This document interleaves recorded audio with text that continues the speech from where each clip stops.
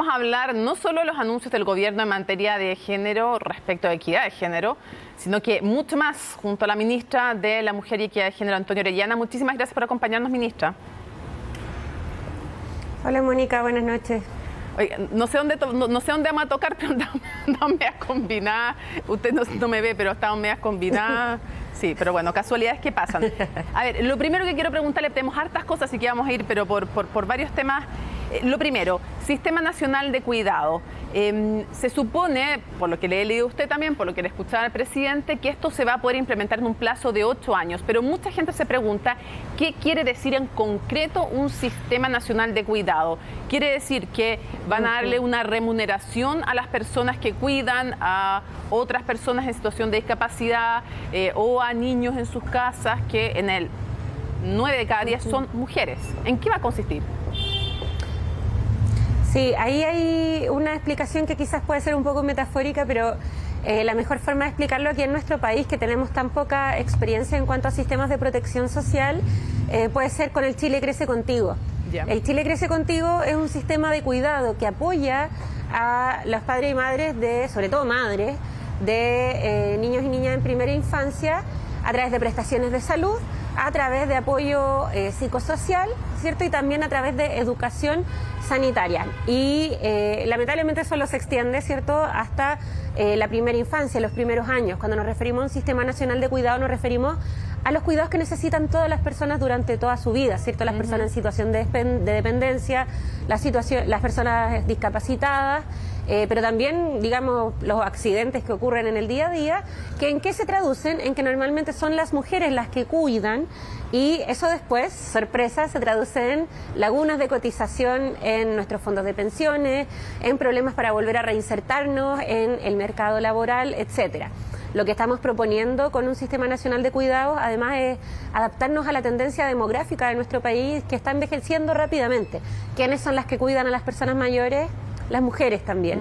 Entonces, en conjunto significa prestaciones de salud, pero de salud comunitaria, sistemas de apoyo a quienes cuidan, sobre todo a las cuidadoras, ¿cierto? Y también el poder establecer un nuevo paradigma de un Estado que cuide. Actualmente las personas que cuidan y las personas que necesitan cuidado están bastante abandonadas. De hecho, recurrentemente escuchamos lamentables noticias de personas que mueren solas en el abandono porque no tienen quien les cuide.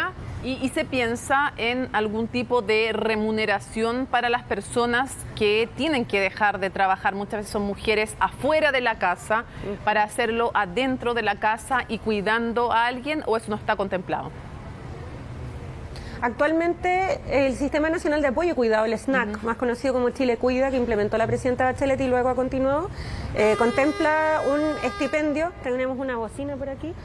No, pero se le escucha bien, no estoy igual, ¿no? Pero es muy... pero es muy pequeño. Sí, pues, lo que estamos pensando, por lo que vamos a partir este año, que la ministra Janet Vega ha tenido una gran disposición para poder ya realizarlo, es empezar con un registro nacional de cuidadoras. ¿Por qué partimos por ahí? Porque también en conjunto vamos a empezar a tramitar la reforma de pensiones. Y no hay reforma de pensiones que valga, aunque saquemos a las AFP de la ecuación, no hay reforma de pensiones que valga si seguimos considerando que ese trabajo que hicieron por años muchas mujeres no fue trabajo, no fueron años trabajados. Entonces el Registro Nacional de Cuidadoras nos va a permitir, ¿cierto?, subsanar esa parte en el sistema de pensiones futuras.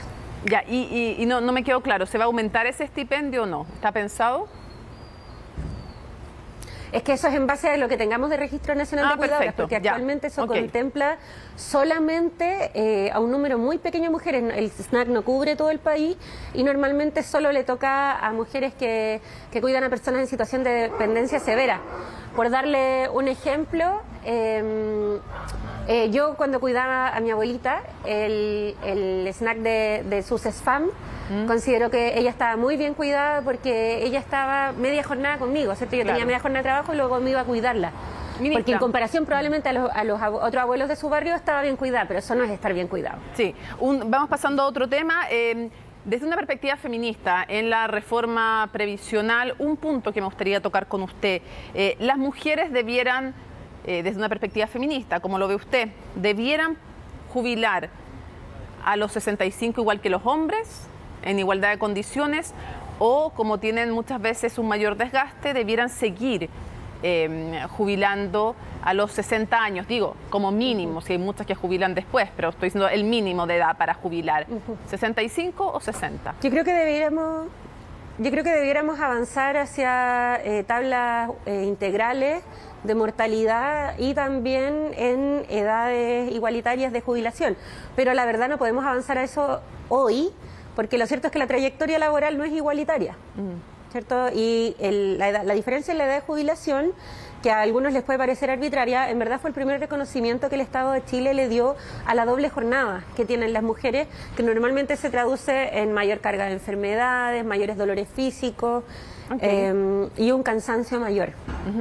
Ya, pero interesante lo que usted nos dice como planteamiento de principios, avanzar hacia igual edad de jubilación, pero también igual edad de mortalidad, porque las mujeres nos consideran que vivimos más y por lo tanto se distribuye la pensión en más años y eso trae como consecuencia, aparte que nos cuesta juntar más el dinero, que tengamos menores jubilaciones. Vamos a otros temas. ¿Cuándo va a tener este país? Se está considerando una tabla de 110 años. Claro. En caso de las ¿Cuándo mujeres? se va a tener en este país y qué va a hacer el gobierno en concreto? Porque después tengo que preguntarle por otros temas de la contingencia. ¿Qué va a hacer este gobierno y cuándo vamos a tener una educación no sexista? Eso es una excelente pregunta. Por lo que iniciamos este año fue con una jornada que fue medio de contingencia, ¿cierto? Porque las estudiantes nos demandaron respuestas ante los problemas de convivencia generados por este retorno repentino a la presencialidad. Tuvimos una primera jornada de educación no sexista a la cual adhirieron el 94% de los colegios públicos de media del país. Estamos muy contentas, fue muy bien evaluada, tanto por los estudiantes como por los equipos y las comunidades educativas. Ahora vamos a avanzar a una segunda que va a funcionar como etapa consultiva para un componente muy importante, pero que no es todo respecto a educación no sexista, que es la Ley de Educación Sexual Integral que ya anunció el profesor y el ministro Marco Ávila. Y el otro indicador de avance tiene que ver con cómo vamos primero mejorando y erradicando la violencia de los establecimientos educativos y en otro término cómo vamos mejorando el currículum, ¿cierto? Un ejemplo súper coloquial que se da en las clases de historia cuando dicen, no, y las mujeres se integraron a la sociedad en el siglo XX. Y es como, chuta, ¿y dónde estuvimos el resto del tiempo? ¿Cierto? Pero nuestra participación en la historia y el aporte que podamos haber hecho se ignora, ¿cierto? Y a eso nos referimos con cambio en el currículum, o también poder contextualizar, ¿cierto? No naturalizar que durante, no sé, más de 100 años de vida republicana no pudimos votar. No se trata de borrar la historia, pero ponerla en contexto en el marco de derechos actuales. Y en ese sentido, la reforma curricular probablemente y las prácticas docentes sean lo que demore más tiempo. Ministra, otro de los anuncios fue en el sector defensa llevaremos a cabo una revisión y actualización de los protocolos de violencia de género al interior de las ramas de las Fuerzas Armadas, así como implementaremos políticas de inclusión desde una perspectiva de género. ¿Eso lo hicieron sobre un diagnóstico? ¿Tienen un diagnóstico? ¿Tienen denuncias respecto de violencia de género al interior de las Fuerzas Armadas? ¿Han podido estudiar eso? ¿Cuál es la situación hoy día respecto de violencia de género al interior de las Fuerzas Armadas? Bueno, denuncias hay muchas. Creo que podemos ver bastante, ustedes también a través de las noticias. Cuando se legisló sobre acoso sexual en el trabajo, en Chile se excluyó a las Fuerzas Armadas y de Orden. Lamentablemente hoy vemos los efectos de haberlas excluido, pero el camino que ha iniciado el presidente Gabriel Boric de ratificar el convenio 190 de la OIT para la erradicación de la violencia en el trabajo, ciertamente incluye a todo el Estado y también a las Fuerzas Armadas y de Orden.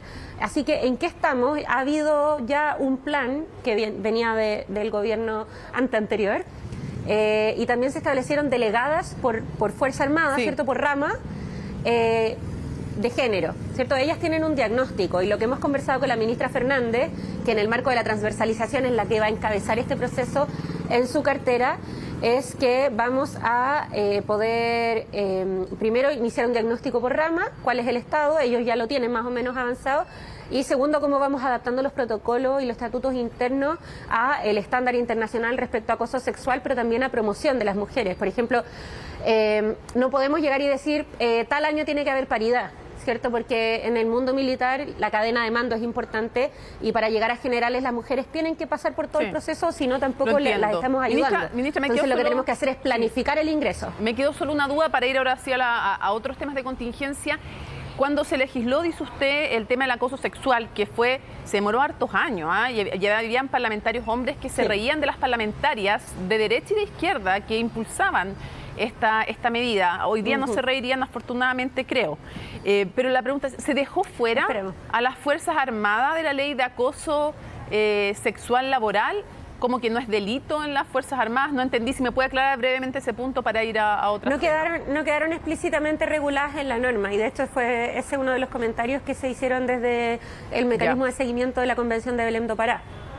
Ya, ahí hay una mención ahí. Vamos al tema de la convención. No pueden hacer campaña, pero sí pueden manifestar su punto de vista. ¿Usted aprueba o rechaza? Ninguna de las anteriores constituciones de nuestro país contaron con la participación de las mujeres. Creo que tenemos muchas deudas por delante, pero no podemos negarnos, como me decía mi gran maestra feminista Paulina Weber, el mérito de haber llegado hasta acá, así que por supuesto que en términos personales yo apruebo. Ahora, usted espera, me imagino, que más allá de que se apruebe o rechace, se mantenga como principio, y si se rechazara, por ejemplo, ¿ustedes impulsarían que se hiciera una reforma para mantener ese principio que hoy día se propone de paridad en todos los órganos de elección popular? Yo soy partidaria de que haya paridad en todos los órganos de elección popular, sobre todo los colegiados, en todos los ámbitos, ¿cierto? No solamente los del Ejecutivo. Creo que hay muchos órganos de elección, por ejemplo, los consejos universitarios, como los senados, u otros que debieran tender hacia la paridad. Perfecto. Uno de los temas de contingencia en los últimos días tiene que ver con la autodenuncia que hizo el sacerdote Felipe Berríos ante la justicia civil. Para quienes no lo sepan, ya estén en sus casas, hay una denuncia hecha ante la justicia canónica, o sea, la de la Iglesia Católica, por parte de una mujer, una denunciante que, valga la redundancia, denuncia que habría sucedido actos de connotación sexuales, lo único que sabemos, cuando ella era menor de edad. Eso estaba ante la justicia canónica y el sacerdote Felipe Berríos se autodenunció ante la justicia civil, o sea, ante el Ministerio Público. ¿Cuál es su opinión, ministra, de ese hecho? O sea, primero, yo apenas se supieron estos hechos, yo comenté que a mí, como ministra de la Mujer, me parece que la justicia canónica no establece estándares mínimos del debido proceso para las víctimas, ¿cierto? No pueden ser los mismos pares de la Iglesia los que juzguen a integrantes de la Iglesia, y en el marco de un Estado laico yo no entiendo por qué se mantiene ese sistema paralelo. Ahora bien, respecto a la autodenuncia, yo quiero ser muy clara. Muchas veces, y lo hemos visto en casos recientes de alta connotación pública, se ocupa la posibilidad de que el archivo de la querella se haga público como una forma de amedrentar a las denunciantes. Es decir, ok, quieres justicia penal, pero el archivo va a ser público. Eso se ocupa mucho en términos de las estrategias de defensa. Y yo quiero que las mujeres sepan que, primero, contamos con herramientas jurídicas, y en segundo lugar, que cuentan con el Ministerio de la Mujer, que no deben dejarse amedrentar por la posibilidad de que se publiciten las carpetas investigativas, y que hay principios, ¿cierto?, en el proceso judicial que las protegen. Quiero ser súper clara porque no quiero dejar cosas que se malinterpreten, ministra. Usted está acusando al sacerdote Felipe Berríos de autodenunciarse para intentar con esto inhibir o amedrentar a las potenciales víctimas. Hasta ahora, una denunciante de la cual sabemos su existencia, no su nombre, no su identidad, está acusando de aquello al sacerdote Felipe Berríos. Yo estoy constatando que es común que en los casos de violencia sexual la posibilidad de publicidad de la carpeta investigativa, y eso quiere decir lo que le ocurrió a las víctimas, que en el caso de la violencia sexual es muy sensible, se haga público, es una forma en la que se desincentiva la denuncia. Y eso lo vemos en muchos casos. De hecho, fue una de las líneas de defensa, por ejemplo, de Nicolás López, ¿cierto? Filtrar todo el contenido de las acusaciones y dirigir la atención sobre las denunciantes. ¿Cree que Entonces, podría en base ser a la ese experiencia el y caso? también la evidencia que hay sobre los juicios. Ya, pero cree que me parece que está asesorado por la misma agencia, así que podría ser en la misma estrategia. Perdón, ¿el sacerdote Felipe Berríos estaría asesorado por Imaginación? Esa es la información que yo tengo, lo leí en la prensa. Ya, y por lo tanto, ¿usted cree que podría ser esa la misma estrategia? Ese es su punto de vista. Ahora, le quiero preguntar, son sus palabras. Pregunta. Por un lado, usted dice, la justicia canónica me parece que no da estándares mínimos de, creo que fueron transparencia sus palabras. Por otro lado, tenemos a alguien como el abogado de la denunciante, el abogado Hermosilla, que dice que esta autodenuncia las víctimas la ven como agresión y que les parece que la justicia civil puede ser un espacio de impunidad. Entonces, ¿qué se hace? Porque tenemos la opinión de la ministra de la Mujer que dice que la justicia canónica no le da garantía. El abogado dice que la justicia civil la sienten como una agresión, la autodenuncia, y que la justicia civil parece impunidad. La ministra vocera de la Corte Suprema, Ángela Ibanco, dice que, pero ¿cómo nos vienen a decir que somos un espacio de impunidad en la justicia civil? Entonces, y por otro lado, se me había olvidado, está también la opinión del sacerdote Felipe Berríos, que dice: yo también tengo derecho a defenderme públicamente de lo que se me acusa y de lo que yo sé hasta ahora sostengo falso. Entonces, 4 opiniones. Entonces, ¿dónde se juzga? ¿Cómo se esclarece esto? ¿Cómo se busca verdad y justicia? Y por otra parte se resguarda a las denunciantes, pero también al denunciado, que también tiene derecho. En mi opinión, es la justicia penal, en este caso esto estaría radicado en lo penal, es la justicia penal en la que se debería radicar. Ahora, eso es muy distinto de que yo como ministra les diga dónde deben denunciar a las posibles víctimas. Ellas son libres de denunciar donde quieran. Lo que yo sí creo es que ante antecedentes de que se cometieron delitos contra menores de edad, Fiscalía debería actuar de oficio, y también creo que la Compañía de Jesús no debería retener ella la información, sino que también debería facilitarla a Fiscalía, como cualquier organismo que está en vínculo con menores de edad. Por ejemplo, los colegios están obligados a hacerlo. Justamente acaba de tocar un punto que quería mencionar. El sacerdote Felipe Berríos se autodenunció porque no había una investigación en la justicia civil. Y el Ministerio Público, como se sabía que la denunciante sostenía ser menor de edad cuando habían ocurrido actos de connotación sexual, quiero ser súper precisa con lo que se sabe hasta ahora, el Ministerio Público, en los casos en que hay mayor de edad, tiene que respetar la decisión del o la denunciante. No puede abrir una investigación de oficio.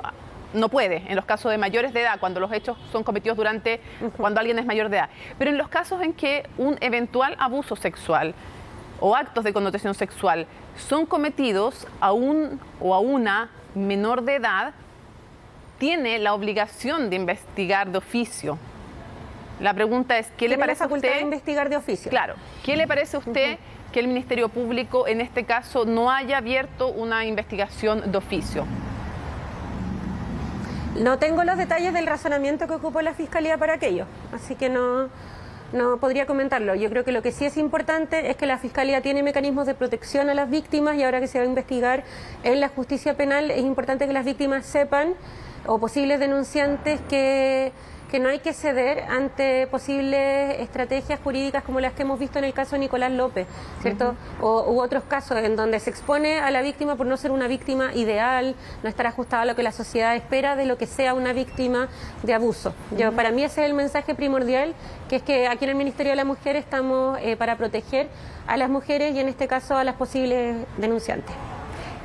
Quiero ir a lo de Nicolás López, pero antes cerrar este tema con una pregunta. ¿Qué le parece el razonamiento público que hace el sacerdote Felipe Berríos cuando dice, para empezar dice, a mí me gustaría que los sacerdotes estuvieran sometidos a la misma justicia que el resto de los ciudadanos? Y segundo dice, cuando algo es secreto, como es la justicia canónica, yo no me puedo defender públicamente y quiero hacerlo. ¿Qué le parece ese razonamiento?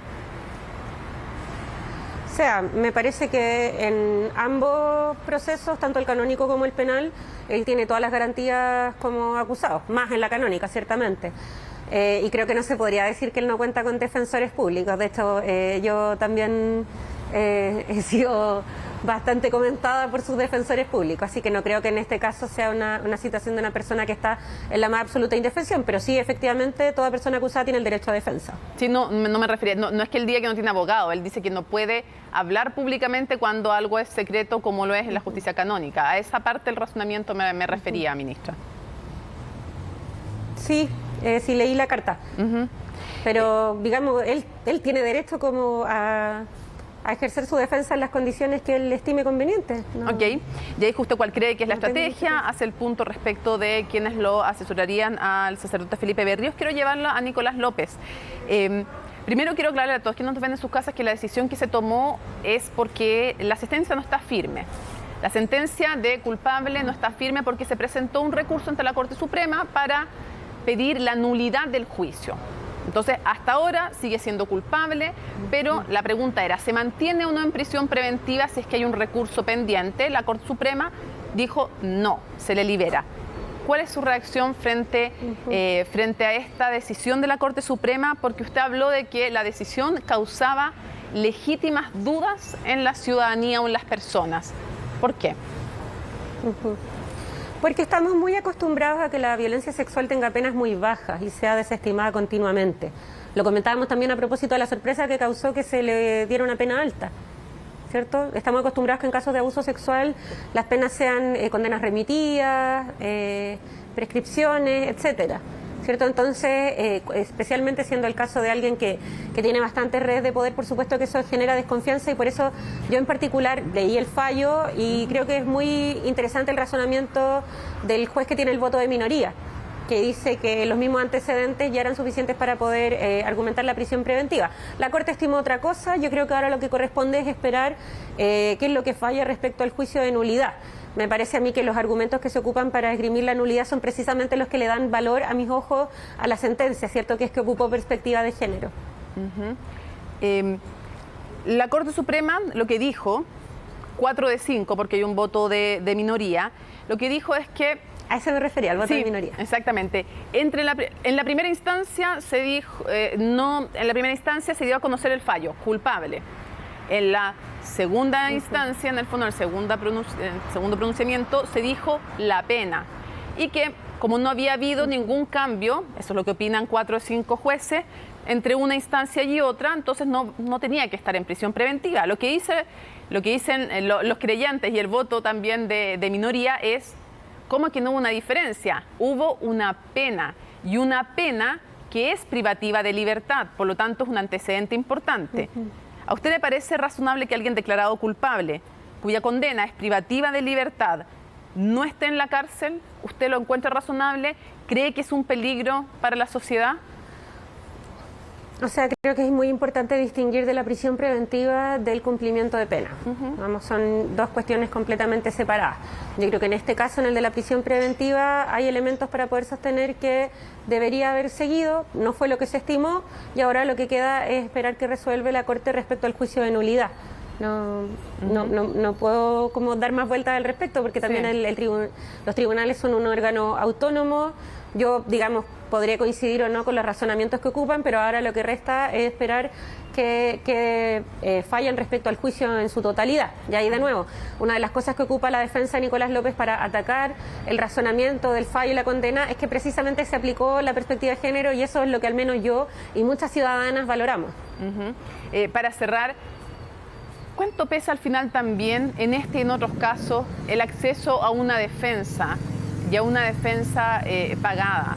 Porque hay tanta gente que, no sé, bueno, hay casos pero dramáticos, gente que está muchísimo tiempo en prisión preventiva sin ni siquiera ser juzgada o juzgado, y por delitos de diversa consideración. ¿Cuánto pesa también el tener recursos en este país para tener acceso a una defensa y tener recursos para estar o no en prisión preventiva, para las sentencias que se reciben? Recuerdo que Milton Huica, el ex miembro de la Corte Suprema, decía que con razón la gente sentía que había una justicia distinta según los recursos que se poseían. O sea, yo creo que uno de los avances más importantes que se han hecho en esa materia es precisamente la creación de la Defensoría Penal Pública. Antes de que existiera la Defensoría, la mayoría de las personas pobres no tenían derecho a defensa y por lo tanto enfrentaban las sentencias más duras. Ahora, efectivamente, sobre todo en casos de violencia contra las mujeres, el prestigio, el poder, las redes influyen mucho, y espero que este no sea el caso. Para cerrar, un tema que siempre nos importa, en el Chile me importa también en lo particular. Ministra, ¿qué falta para avanzar a un postnatal masculino irrenunciable? Yo soy de la firme convicción de que antes de avanzar a un postnatal masculino es fundamental que el acceso a postnatal y prenatal de las madres no dependa del tipo de contrato, porque eso sí que es una discriminación de clase. Las que tienen hoy día contrato en su mayoría son las profesionales, y las que no tienen contrato son las que no tienen un título, las que la mayoría tienen trabajos informales, y por lo tanto según, digamos, lo que indica el mismo gasto presupuestario, la mayoría del gasto que hace el Estado en pre y postnatal lo hace hacia las mujeres de los mayores tramos de ingresos, que está bien, porque es importante proteger el embarazo y poder proteger el puerperio, pero yo creo que hay que avanzar en un postnatal que sea igualitario y luego de que podamos tener, digamos, acceso a las mujeres sin importar su condición contractual, ¿cierto? Sino porque lo que estamos buscando es proteger a la embarazada, no a la embarazada que tiene contrato, ahí podamos avanzar en corresponsabilidad. ¿Y será, como dado que fue una promesa de campaña, pasará durante este gobierno que veamos un proyecto de postnatal masculino irrenunciable? Fue una promesa de campaña. Es una promesa de campaña, yo creo que eso también depende del espacio presupuestario que podamos tener.